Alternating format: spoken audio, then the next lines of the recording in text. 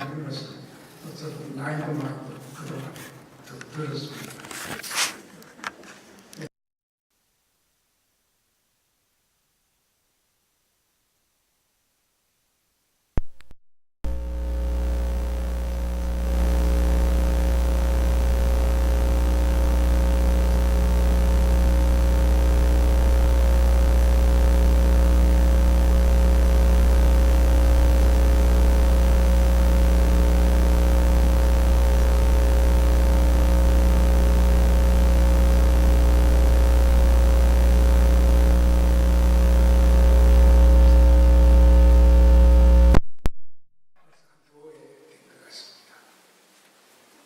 자녀들이 거기 있는 식구들이 다 여행을 간다고 한국으로 일본으로 간다고 해서 다 떠나버립니다. 우리 두 영화하면 거기 걔가 거북해서 아버지부터 힘들고 해서 여기 가서 밥 얻어 먹자. 네, 돌아왔습니다. 이제 한 두 주간 됐다가 12월 1일 날 뵙고 가게 됩니다. 나이가 많아지다 보니까 여러 가지 약해지는 데가 많이 있어요. 첫째, 몸이 약해집니다. 중심을 잘 잡지를 못하게 돼요. 걸으면 저는 젊었을 때는 발이 땅바닥에 착착 붙어서 중심을 잘 잡고 나이 많고 보니까 그렇지 못해 발이 우리 경상도만 꼼들었다 그러는데 아주 중심이 잘 안 잡히고 많이 흔들려요. 그래서 서거나 걷거나 움직임이 많은 불편을 느낍니다. 몸도 쇠약해지는 것 같고 몸만 그런 것이 아니고 정신력이 또 대단히 약해집니다. 기억력도 약해지고 옛날에 잘 기억하고 생각했던 것도 다 잊어버리고 생각이 나지 않고 기억해 보려고 하면 참 들어보야 생각이 나. 그렇게 됩니다. 그러다 보니까 걷다 보면 요즘 제가 그냥 걸어다니는데 때때로 지폐를 짚고 걸을 때가 많습니다. 지폐를 짚고 걸어보면 훨씬 걷기가 수월하고 쉽습니다. 그래서 이제는 파물이 되어져가는 인간으로서 이제 제 기능을 못하고 다 기능을 잃어가는 그런 상태입니다. 그래서 마음속으로 하나님 어서 나를 부르십시오. 왜 안 불러줍니까? 빨리 이 괴로운 세상 떠나서 하나님 나라에 가면 좋겠는데 빨리 불러주십시오. 그런데 어떻게 된지 요즘 사람의 수명이 길어져서 이렇게 자꾸 오래 사는 사람들이 많아져서 오래 살까 하는 그런 그것이 내게 기쁨이 아니고 걱정거리가 되는 그런 일이 이제 있습니다. 그러다 보니까 제가 말씀 준비해서 전하는 것도 여러 가지 젊은 목사님들이 활발하게 하던 그런 설교가 조금 다른 것입니다. 음성도 제가 목이 좋지 않고 그래서 활발치를 못합니다. 그래서 제가 이 원고를 좀 가지고 왔는데 그저 목을 읽듯이 그렇게 좀 설교를 하도록 하겠습니다.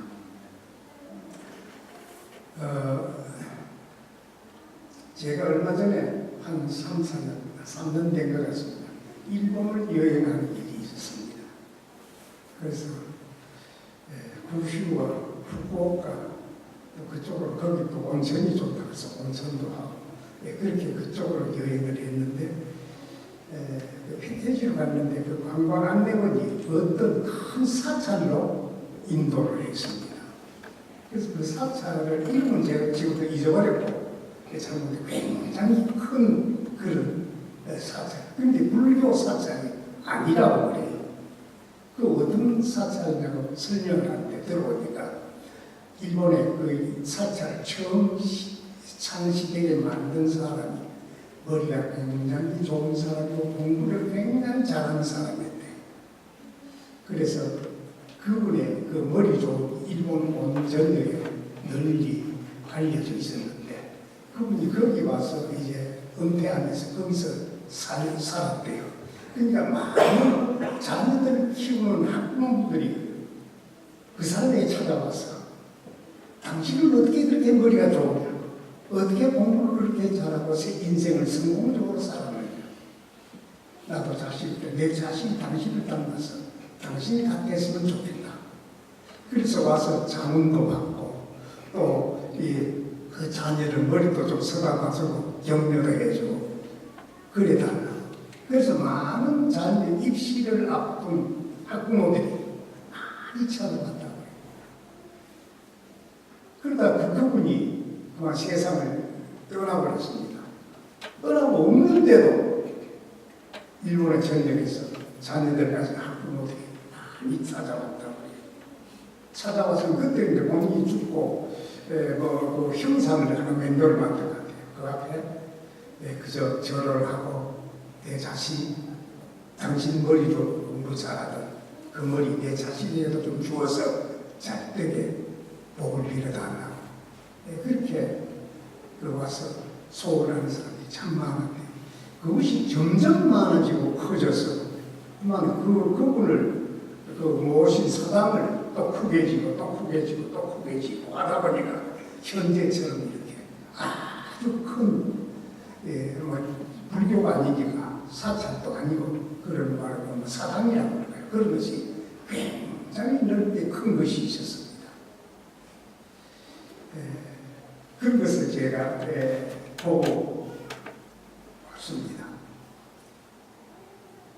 또 다른 면을 제가 얘기를 하나 하려고 합니다. 제가 그 울산 그 언양이라는 곳에 삽니다. 근데 거기서 멀지 않은 곳에 경산, 대구 쪽, 경산 쪽으로 가면 거기에 그 산성에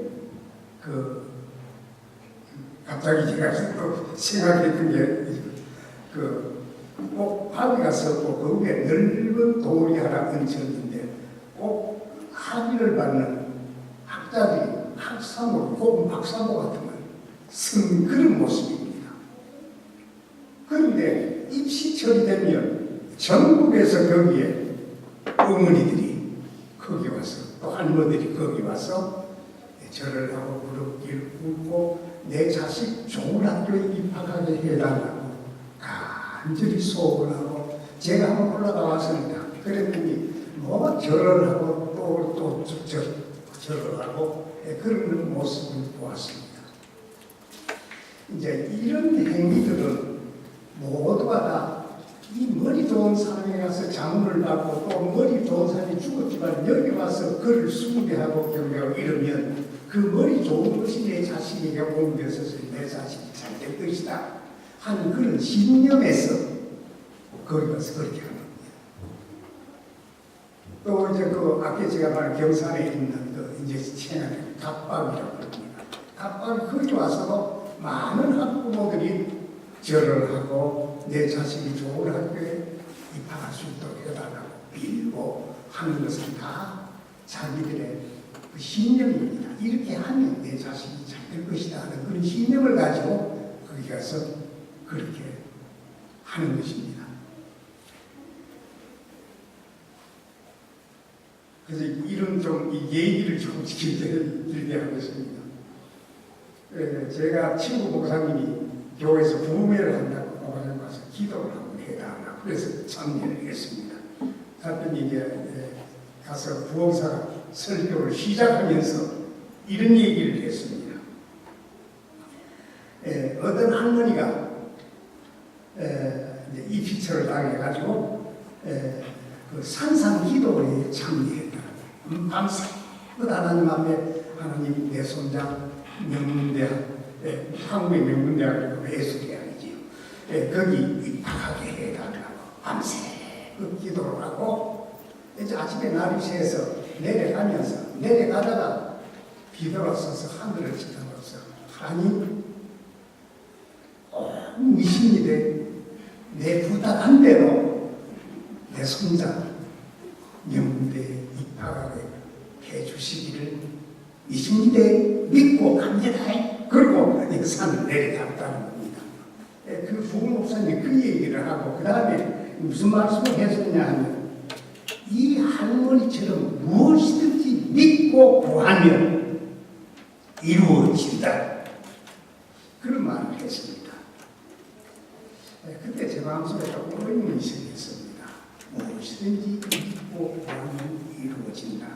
그게 진리인가 하는 그런 생각을 제가 가지게 됐습니다. 이게 또 제가 신고하던 교회에서 일어났던 일입니다. 교회에 신고하던 좀 나이 많은 권사님이 있었습니다. 또 다른 집사님 한 분이 폐암에 걸려서 그분이 그 파주에 가면 할렐루야 기도원이라고 하는 어떤 권사님이 경영하는 기도원이 있습니다. 거기가 안수받으면 병이 잘 낫는다는 소리 한국 안에 소문이 다 퍼져 있습니다. 그 폐암을 거기 가서 고치겠다고. 그 집사님이 거기 간다고 해서 도와줄 사람이 없으니까 다른 그 권사님이 내가 가서 이렇게 도와준다. 그리고 두 분이 그 기도원에 갔습니다. 그 기도원에 간 결과는 그 폐암 걸린 집사님은 그것을 안 고쳐지니까 내려와서 세상을 떠났고, 그 도와주기 위해서 갔던 권사님이 그때 겨울철이었는데 눈이 많이 온다고 해요. 그래서 그 집회에 올라간다고 계단인데 계단을 딛고 올라가다가 미끄러져서 넘어졌어요. 넘어져서 그만 팔이에요. 팔목이에요. 뼈가 부러져 버렸어요. 그런 일이 부상을 입었는데 그만 그 잠시에 병원에 얼른 가서 정형외과를 가서 치료를 받았으면 잘 나을 수 있었을 텐데, 그걸 그 안수하는 권사님에게 안수받음으로 내 부러진 팔을 고치겠다고. 그래서 매일 아침 저녁 가서 권사님에 가서 이렇게 내 팔을 대고 기도해달라. 안수 기도. 그러면 권사님은 그 다친 팔 위에 그 권사님의 난 안 가봐서 모르겠는데 듣는 대로는 기도할 때 그 아프다는데 손톱을 좀 날카롭게 해가지고 손톱으로 쫙 끄어버린대. 그러면 상처가 생겨. 그럼 그 위에다 손을 얹고 기도를 한대요. 안수 기도를 해주고 그런데. 근데 팔 다친데 거기다 손톱을 또 긁어가지고 상처를 내고 그 위에 손을 얹고 기도를 했어요. 그러니까 두어 달 거기서 지났는데 팔은 거의 아무것도 내려왔는데 뼈가 부러져서 어긋나 있는 것이 바로 잡히지 않고 그대로 아무것도 팔을 잘 못 쓰게 되어버렸어요.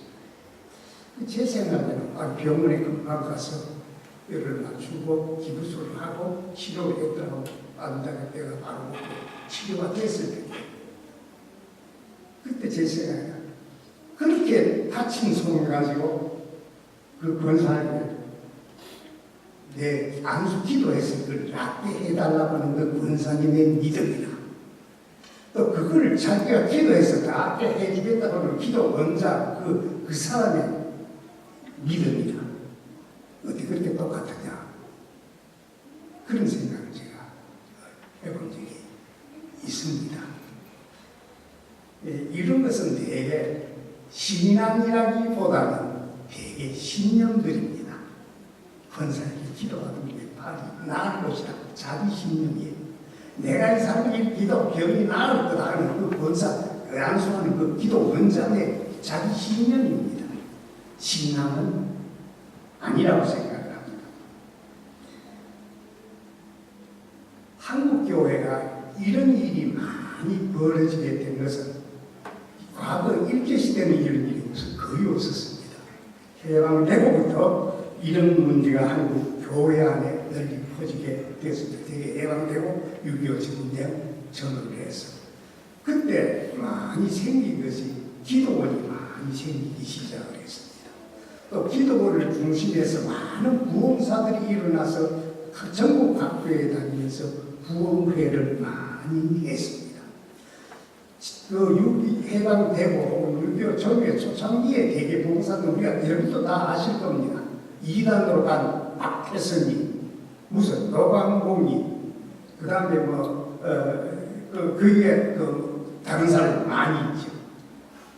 이뇌자, 또 문시성을 가지는 분도 한 분 있습니다. 그런 분들 전국교회 다니면서 집회를 했습니다. 용문산에 나잖아. 근데 지금 그 사람들이 다 어떻게 됐습니까? 모두 이단들이 다 되고 말고 있습니다.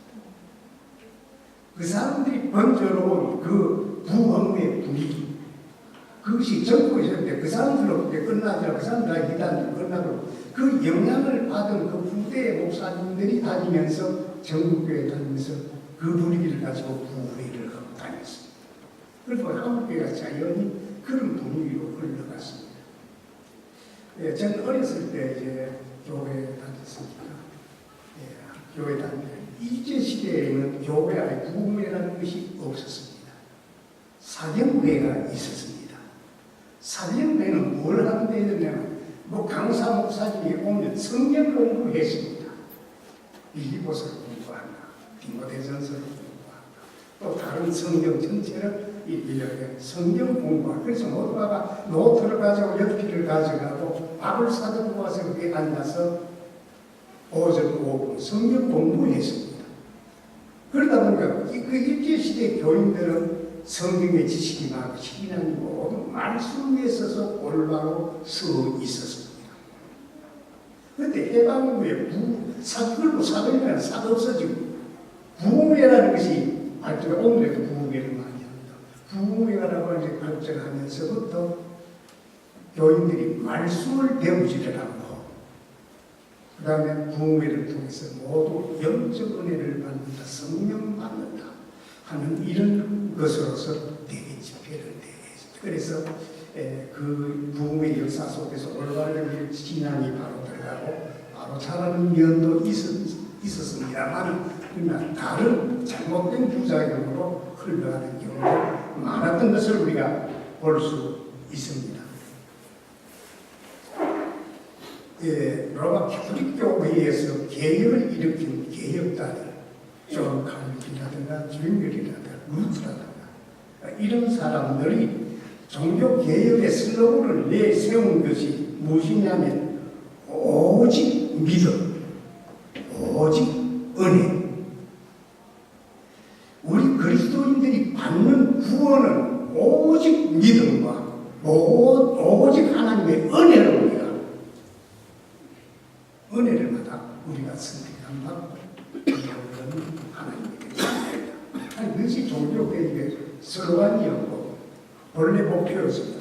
우리 개신교회는 무엇보다 그 믿음이에요. 오직 믿음. 우리의 구원은 믿음과 하나님이 우리에게 믿음을 주신 그 은혜 안에서 우리가 감동하고 감화하면서 감사하고 그를 성님이 사는 생활, 이것이 신앙생활이라고 그렇게 가르쳤습니다.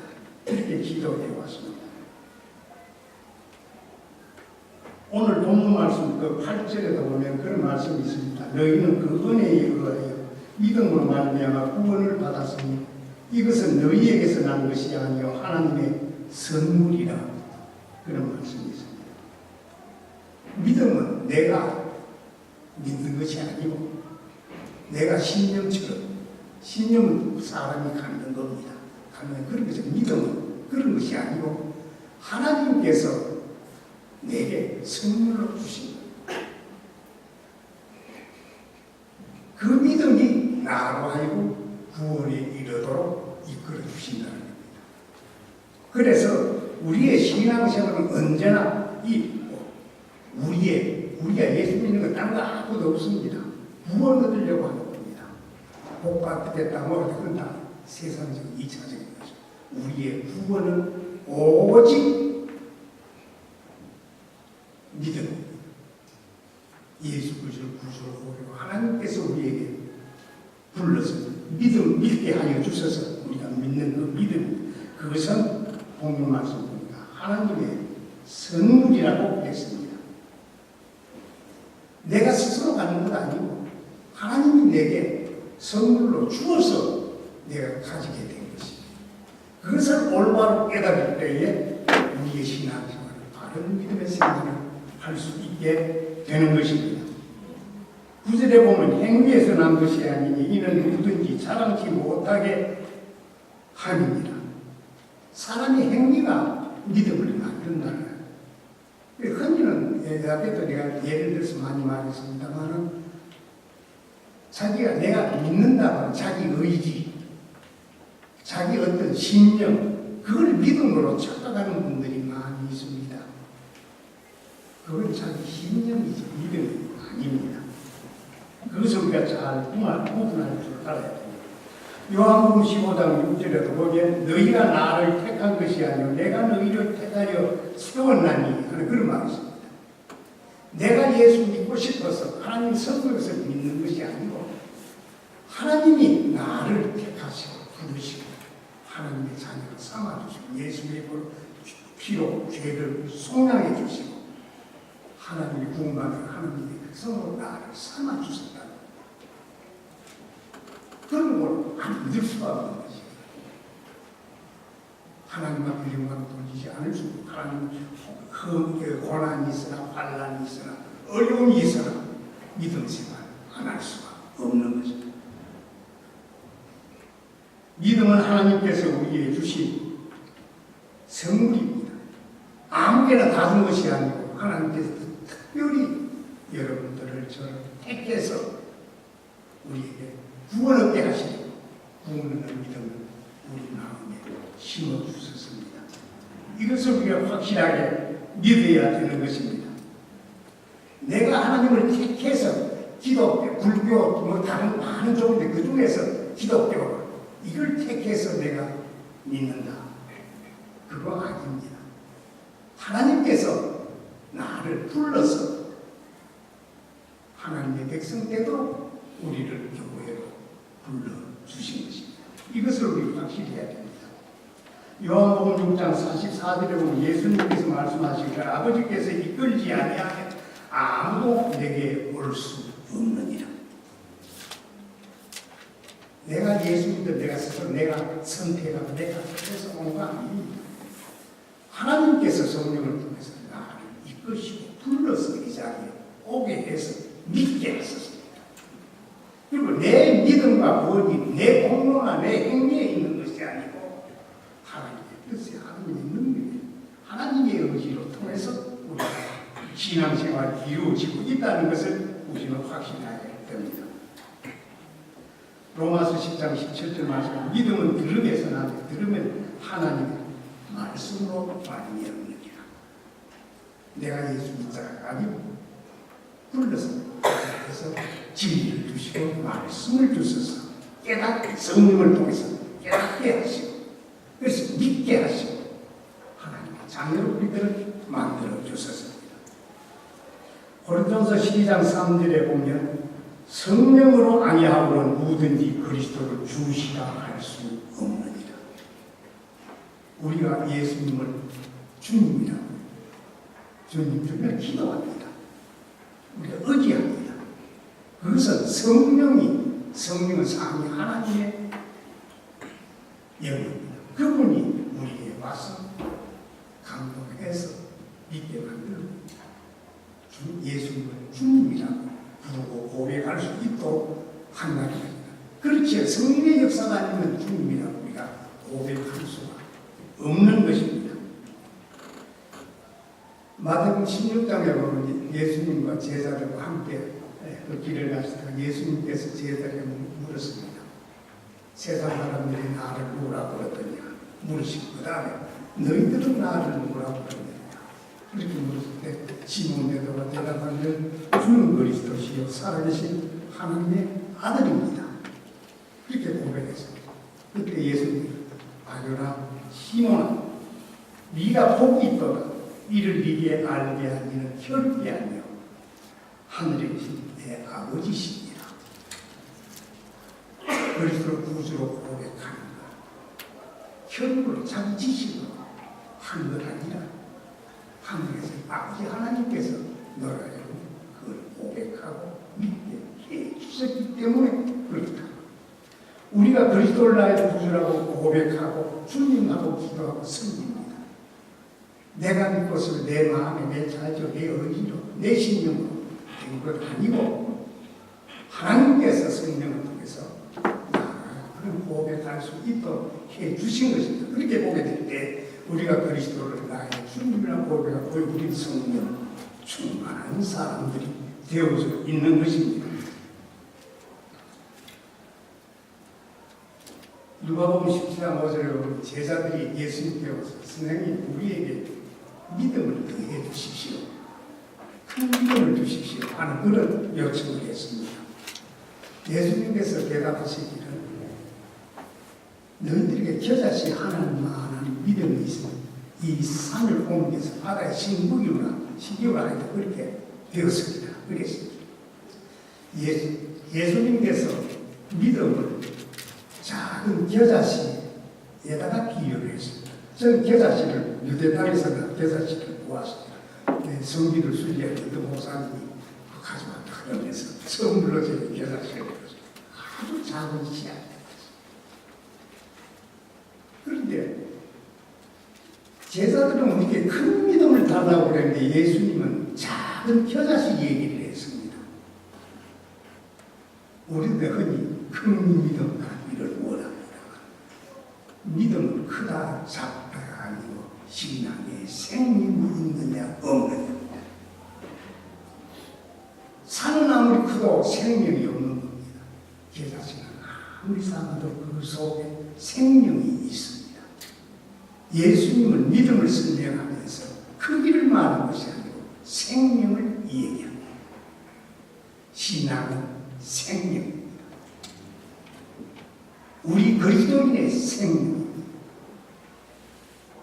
천지 만물을 창조하셔서 모든 것에게 생명을 주신 하나님께서 하나님의 하늘나라의 백성되는 영적 백성되는 그리스도인들에게 믿음의 영적 생명을 주시지 않습니다.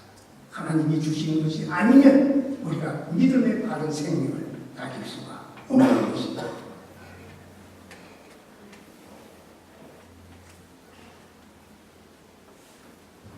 제가 제목을 신앙과 신념이라고 해서 신념 얘기하다가 또 신앙 얘기하다가 이렇게 섞어부어서 하고 있는데 신념이라고 하는 것은 어떤 것이냐 하는 걸 우리가 좀 생각해 볼 필요가 있습니다. 신념이라고 하는 것은 내 스스로 내 뜻을 굳게 세우고 그것을 실현하려고 하는 마음입니다. 그 신념입니다. 신앙은 밑에 말씀드렸습니다. 신앙은 그런 것이 아니고 하나님께서 내게 주셔서 우리가 믿음을 가지는 것입니다. 그래서 우리가 그 믿음을 가지고 하나님이 주신 믿음을 하나님의 뜻에 순종하고 하나님의 말씀을 따르고 믿음으로 사는 겁니다. 신념과 신앙을 때 다릅니다.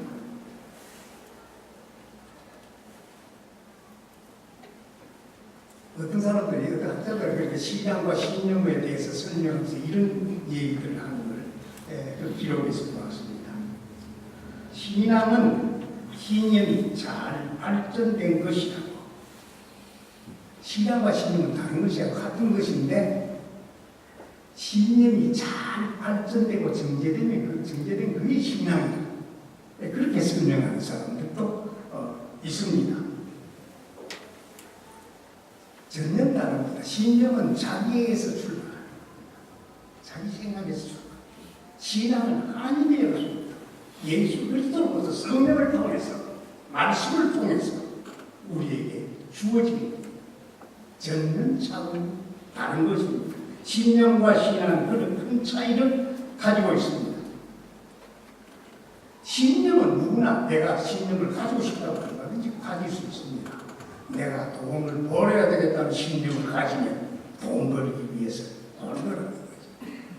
내가 건강하게 인생을 살아야 되겠다 하는 신념을 가지면 열심히 운동을 하는 것이죠. 신념은 자기가 스스로 갖는 것입니다. 그러나 이 신앙은 영적 생명이기 때문에 하나님이 주셔야 우리가 가질 수 있는 것이라고 합니다. 기억을 해야 되겠습니다.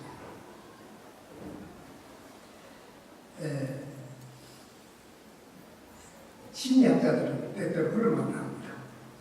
신앙은 사람이 약할 때에, 약해질 때에 무엇인가 의존하려고 하는 그 마음. 자기 약할 때 또 강하고 힘 있는 사람들에게 의존해야 돼요. 그런 마음이 강해질 때에 그게 바로 신념이 된다. 그렇게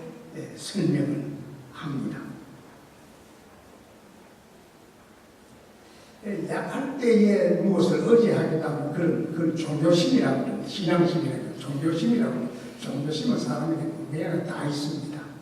불교 믿는 사람도 그런 종교심을 다 있고, 어떤 종교, 딴 종교를 믿는 사람도 그런 그 종교심은 그런 그 마음을 누구든지 다 가지고 있습니다. 그러나 이제 우리가 믿는 그런 것은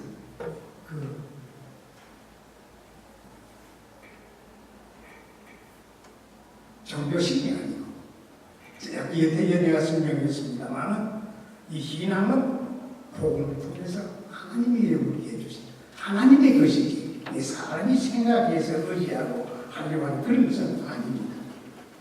요한복음 11장 12절로 13절에 보면 영접하는 자고 그 이름을 믿는 자들에게 하나님의 자녀가 되는 권세를 주셔서 이는 혈통으로나 육종으로나 사람의 뜻으로 나지 않냐고 오직 하나님의 은혜로서 나는 자들입니다. 그것이 성경의 말씀입니다. 우리 장로교회에 초기 목사였던 유명한 목사 김익도 목사라는 분이 있었습니다. 그분은 평양에서 유명한 요즘 말로 말하면 깡패였고 그 당시 말로 불량자, 술을 좋아하고 불량자, 장날만 되면 장에 오는 사람들을 어떻게 괴롭혔는지, 장에 오는 사람들이 마음에 뭐라고 오늘 가서 김익도 만나지 않게 해주십시오. 그렇게 마음에 그 소원을 하고 그랬다고. 그런데 그분이 한 번은 전도자로 거리 장거리에 서서 전도를 해서, 그러니까 그 곁에 가서 듣다가 김익도 목사, 그때 목사가 누구야지 전도자 보고 내 같은 사람도 예수 믿으면 좋은 사람이 될 수 있습니까? 그렇게 물었다고. 아, 그렇지요. 당신도 예수 믿으면 좋은 사람이 될 수 있습니다. 그랬다. 그때 그것이 그 말이 계기가 돼가 그분이 교회를 나가기 시작을 했고 예수를 믿기 시작했고 세례를 받고 나도 목사가 되어야 되겠다 생각해가 신학교, 그때 신학교 아주 몇 명 안 되는 아주 초기니까 그런 신학교 가서 장로의 대학이 아니고 그때 장로의 신학교 제2회 졸업생이 됐습니다. 목사가 됐습니다. 열심으로 기도하고 하는 가운데 하나님 앞에 능력을 얻었습니다. 견딜 수 없어서 교회마다 가서 그저 부흥회를 해서 집회를 해서 인도했습니다. 그런데 병자들이 와가지고 위에서 기도해서 병자들이 또 잘 나았습니다. 우리 한국에서 병 고치는 기적을 해간 제1호 목사, 그 김익도 목사입니다. 그분이 그렇게 했습니다.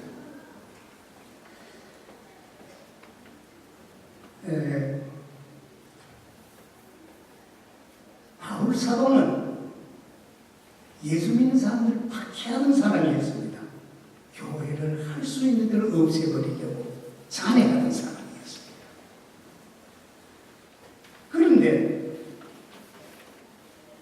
기독교 신앙, 교회, 아예 신앙하고 이건 전면에 없애버려야 된다고 생각하던 그런 사람이었는데 주님께서 담에색 도성에서 직접 부르셨습니다. 사울아, 사울아. 그래서 그 이후에 그가 그 과정이 좀 있습니다만 그의 사도가 됐습니다. 복음을 전하는 이방의 복음을 전하는 대사도가 되었었던 것입니다. 자기 마음으로, 자기 의지로, 자기 신념으로 된 거 아닙니다.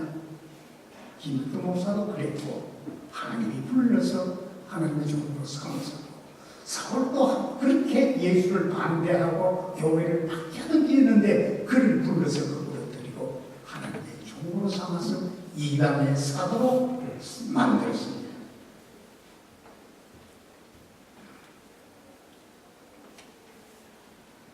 이것이 신앙입니다.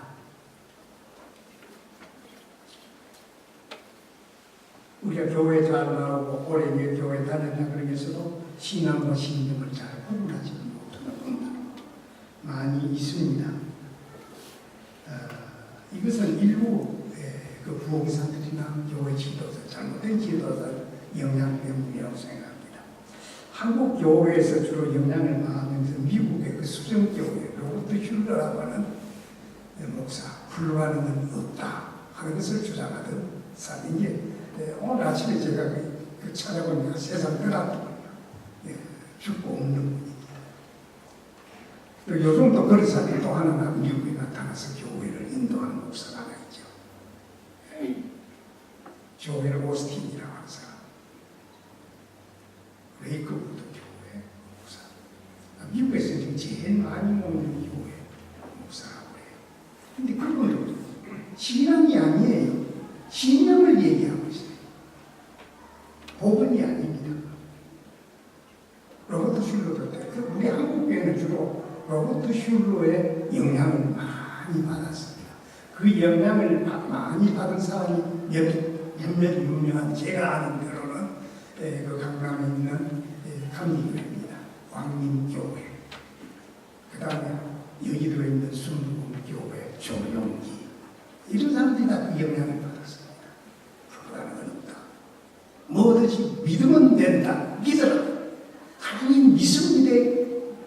될 줄 믿습니다. 하는 그런 신념을 이걸 병 낫느냐 믿으라. 믿으면 이 병이 납니다. 이렇게 얘기를 하곤 했습니다. 이것이 한국교회를 많이 혼돈되게, 한국교회 신자들을 올바른 신앙에서 잘못되게 많이 만들었습니다. 저희 아버님이 한때 광주에 가서 좀 얼마 계셨습니다. 그래서 저희 아버님은 방문에 갔습니다. 가서 아버님이 나가시는 교회가 석천교회라는 개척된 지 얼마 안 되고 교인들이 한 40-50명 모이는 그런 교회였습니다. 근데 그 교회에 신고하는 목사님이 있어요. 그 교회에 가서 제가 들은 얘기입니다.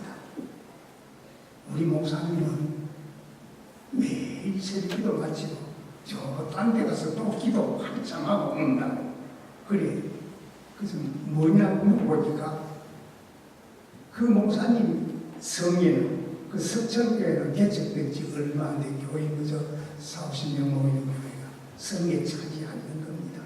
나도 다른 교회 목사들처럼 큰 교회, 교인들이 많이 모이는 그런 교회 목사가 되고 싶은 겁니다. 그래서 나도 그렇게 되리라 자기 신념을 가졌습니다. 그러기 위해서 내가 기도해야 된다. 어떻게 기도해야 된다. 근데 그 광교시내 자기 사람들 동네에서 가까이 가서 가장 거리가 내 거리가 조금 못설게 넓은 밭이 하나 있었어요. 거기 예당을 세우면 아주 교인들도 많이 오고 교회가 발전될 곳이다. 그렇게 자기는 판단해요. 거기 가서 새벽기도 마치고 또 거기 가서 매일 그 자기 땅도 아니고 남의 땅에 가가지고 서서 하나님 이 땅 우리에게 주실 줄로 믿습니다. 1년 내를 기도했습니다. 그 땅은 사지 못했죠. 그게 그렇게 예배가 됩니까? 그런데 그 목사님은 교환의 문제가 생겨서 자기가 먼저 그 교회를 떠나고 말아버렸습니다. 그 목사가 그 땅에 가서 하나님 이 땅을 우리 석천교회에 주실 줄로 믿습니다 하고 기도 많이 했는데 그 믿습니다라고 하는 믿음이 자기 신념이었지. 나도 큰 교회를 만들고 큰 예복교회에 싶다고 자기 인간의 욕망이었지 하나님의 뜻은 아니었다고. 이런 걸 우리 믿음 생활에서 이런 걸 참고하고 우리들도 스스로 잘 판단할 수 있어야 됩니다. 제가 그 부산에 있으면서 교회를 좀 그 당시로는 아주 큰 교회입니다. 영등평 한 1000평 가까이 되는 그런 교회를 세웠습니다. 그때 제 조금 선배된 목사님도 교회를 건축한다고. 그래서 함께 그 부산하고 구덕산이 있는데 구덕산에 가서 우리 예배당을 지으려고 해서 그냥 한자 지으려고 함께 기도하자. 그래서 함께 기도. 그래서 다른 분도 예배당 지은 목사님 한 분, 세 분이서 늘 거기 가서 기도를 해서 하나님 우리 건축하는 일 도와주십시오. 이제 저는 건축하는 일 무사히 잘 이 공사가 완공될 수 있게 해달라. 그렇게 기도합니다. 그런데 선대무사님 되는 사람은 기도하는 거 아주 열정적이죠. 하나님 믿습니다. 될 줄로 믿습니다. 이렇게 기도 아주 열정적으로. 그런데 앉아서 저는 얘기도 하는데 제 마음속으로 저 목사님 교인도 잘 모르시는 것 같아요. 안 모르는 교회고 또 교인도 그렇게 부자가 없고 능력하지도 못한 교회인데 그것도 교회 현재 있는 것이 아니고 마을 아주 조금 재래식 마을 복판에 있는 그런 교회. 그런데 이 목사님 예방 짓겠다고 하는 것은 내거리 모서리에 아주 비싼 땅이에요. 넓은 땅은 예방을 굉장히 크게 그저 한 1000명 정도만 들어가서 큰 예배당을 지은다고 설계해요. 그 설계도를 갖다 놓고 기도하고 그래요. 그래서 제 마음속으로 너무 무모하다 하는 그런 생각이 나는 믿음을 내가 무모하다 그래서 정말 너무 무모하다. 그게 이루어질까 아니나 다를까 예배당 다 지었어. 짓긴 지었는데 헌당도 못하고 부도가 나고 말하고 있습니다. 어떡합니까? 돈은 집사님들, 권사님들 직접 해가지고 은행에 저당하고 돈을 부어서 은행에서는 돈이 안 들어오니까 돈 갖고 오잖아. 그 가족들이 알고 그 여집사님이 남편 의논하라고 아마 그런 게 했던 거예요. 남편이 알고 가정에 돌아가야 일어나서 내가 없어더라 이 판이 되어져 버렸어요. 어쩔 수 없지. 그 교회를 팔기로 했습니다. 당연히 새로 예배당을 짓겠다는 좀 중견교회가 있습니다. 그 교회가 지금 교회가 어려운 우리가 인수를 하죠.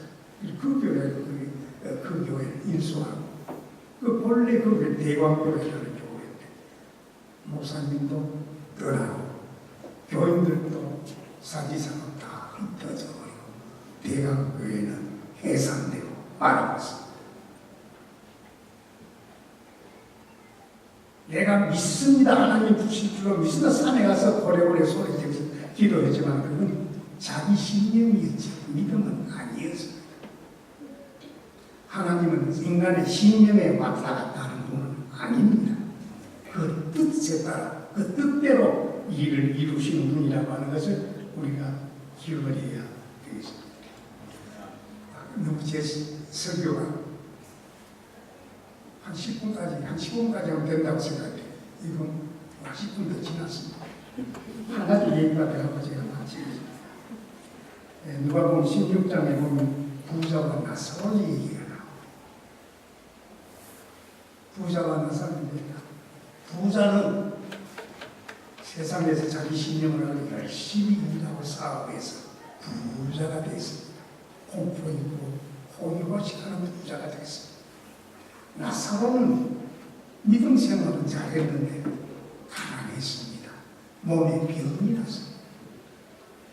그래서 어쩔 수 없이 부잣집에 가서 좀 얻어먹는 그런 일도 했습니다. 가난하고 병들고 또 그 여러 가지 역경을 나사로는 겪었습니다만 그러나 믿음 생활을 잘했습니다. 둘 다 죽었습니다. 성경에. 그런데 부자는 세상에는 성공하고 호의호식하게 잘 살았는데 죽고 보니까 지옥에 갔습니다.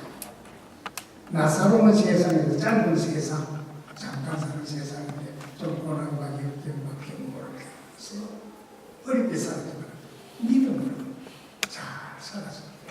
나무에 갔습니다. 우리가 세상에 사는 것이 그럴 수도 있습니다.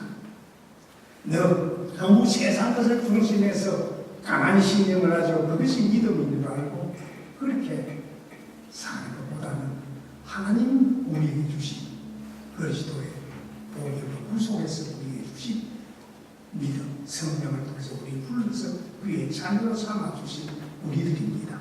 현재 세상에 사는 내 형편이 이렇든지 잘 살든지 못 살든지 나는 하나님의 자녀라 생각하고 믿음으로 잘 사서 세상은 잠깐이 내가 나이 많았습니다. 잠깐입니다. 그 다음 영원할 것을 저는 믿습니다. 하나님은 나는 영원하다고 믿습니다. 잠깐 사는 세상 너무 기준하지 말고 그저 하늘나라를 더 생각하면서 사는 여러분이 되어주시기를 바랍니다.